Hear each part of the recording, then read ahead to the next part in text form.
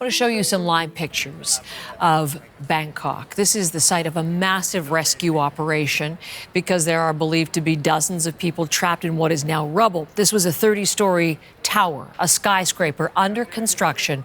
And when the earthquake hit earlier today in Myanmar, 1,000 kilometers away, this tower came down. Now, I'm going to share with you a moment from just a few minutes ago. I want to give you some forewarning. It is a somber moment for sure, but we've been watching in our live feeds coming in. You see the rescue crews go in, often with stretchers. And then we've seen this moment just a little while ago with a body coming out on that stretcher. And what we know is there are a number of fatalities, at least 3, in this building collapse. This is new video that's just coming in this morning from Myanmar, from the capital, from state media, and the details have really been slower to emerge, given the fact this is a country at civil war that controls the information that comes out. But these are images that they are being shared with the world, and you can see so many of these rudimentary, rather primitive buildings, certainly not built to earthquake code. They have tumbled down. We have no idea of the number of casualties or the extent of the damage, but we do have these first images.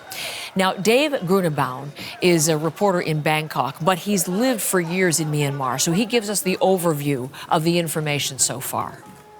Fortunately, since it was during the lunchtime, a lot of the workers who would usually have been on site, who were on that site just a few hours earlier and would have been on site just a few hours later, were away. But there were still dozens and dozens of people inside. There are reports now that at least 3 people were killed, dozens of people injured. We're waiting to get an update on the latest on the rescue and recovery missions going on the sites. But of course, people are hopeful that they can get everyone who's still trapped. Dozens of people were trapped inside. Some they have been able to pull out, but there's still more at last word that were trapped inside. But we're going to wait till we get that update this evening to know if they've gotten everybody out or if they at least know the state of everybody in there.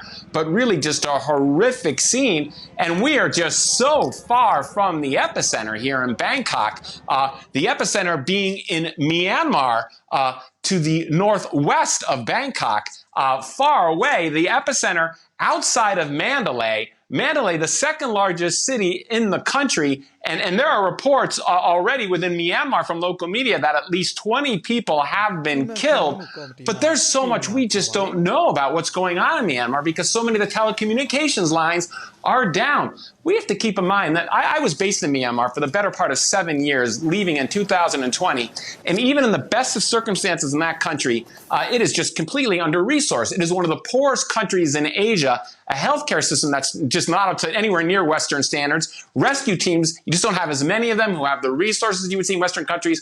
But now what complicates all this, the military staged a coup 4 years ago. And since then, you've seen a huge uprising against the military. The country has been embroiled in a civil war and is fractured into many different parts now, basically. Now, the urban core of Myanmar, of Yangon, the biggest city, Mandalay, the second biggest city outside the epicenter, and Naypyidaw, the capital, they're under military control right now. And the military, who has the most resources of anybody, is struggling to deal with this. It was refreshing to see the head of the junta, Senior General Min Aung Hlaing, call for outside help, saying he needs help from the international community. It's refreshing to see that because decades ago when Cyclone Nargis came and killed more than 100,000 people, many of those people might have been saved, but the junta was resistant to outside help. So it's refreshing to see him call for outside help. But here's the question.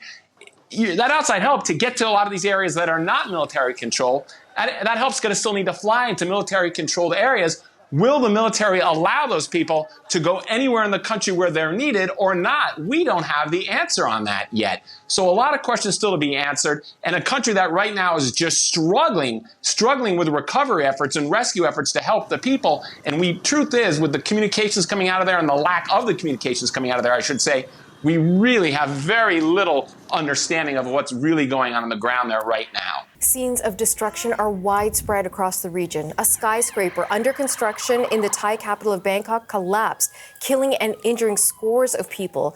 Several aftershocks have struck since that first tremor, complicating rescue efforts and leaving tens of millions of people feeling unsafe.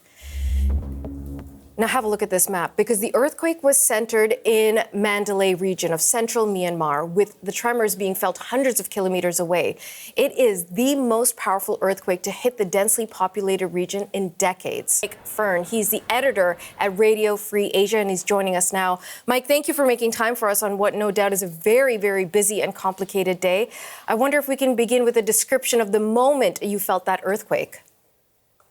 Well, I was sitting at my desk at home in the early afternoon, suddenly started feeling nauseous, and I thought, this is a bit strange. Then bits of the ceiling started falling down, things off the shelves started flying at me, and I knew what this was at that time because I was in Japan when the big quake hit there.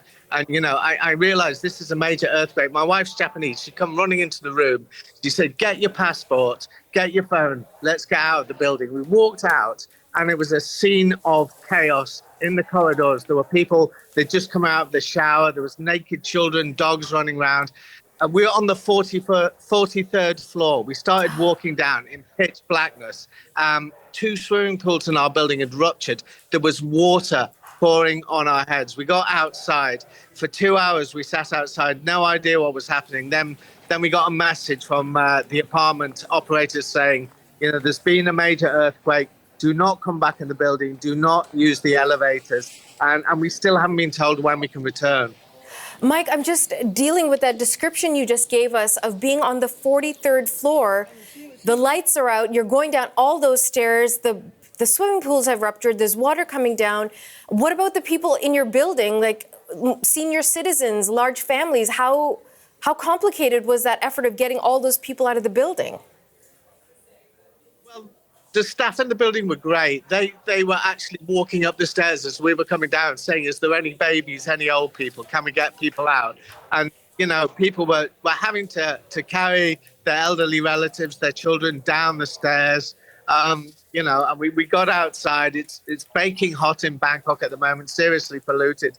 You know, there's some people who are not well, but the staff were excellent, taking care of them. Now, the Prime Minister, Paetongtarn Shinawatra, she declared a state of emergency. But apart from that, the information has been quite sparse. We know at least 3 people have died, 81 people still missing in that building in Chattashak that literally pancaked. You know, and the situation is ongoing where I'm in a hotel now. I'm in the clothes that I stand up in, and no idea when we can return home. No idea when there's going to be aftershocks. So the scene on the ground is pretty chaotic, I have to say, Natasha. And Mike, forgive me if you already mentioned this, but where are we reaching you now if you're not able to go home?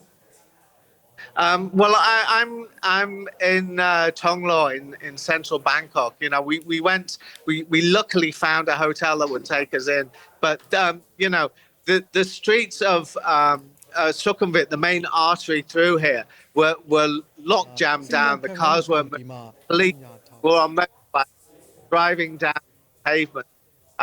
You know, and a lot of people are told not to go home. There's no hotels, there's no emergency shelters, there's nowhere for people to go. It sounds absolutely terrible. I wish you and everyone there who's having to deal with this chaos the best of luck. Mike, thanks so much for making time for us.